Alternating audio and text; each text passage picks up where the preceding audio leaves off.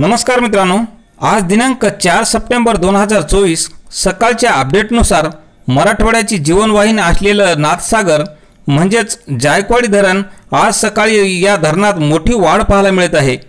मग सध्या जायकवाडीत किती क्युसेक्सनी आवक येत आहे, तसेच धरणात किती पाणीसाठा जमा झाले आहे, पाहूयात सविस्तर माहिती आपल्या खबर महाराष्ट्राची या चॅनलच्या माध्यमातून।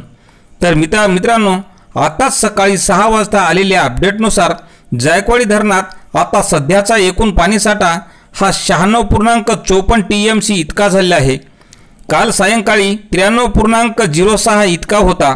तर धरणात उपयुक्त म्हणजे जिवंत पाणीसाठा हा 72.14 TMC इतका झालेला आहे।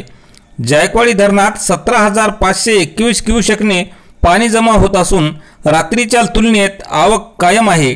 सध्या धरणात पाणी पातळीमध्ये जोरदार वाढ होत असल्यामुळे धरणातील पाणी 95% होण्याच्या आतच कोणत्याही क्षणी गोदापात्रात सोडला जाईल।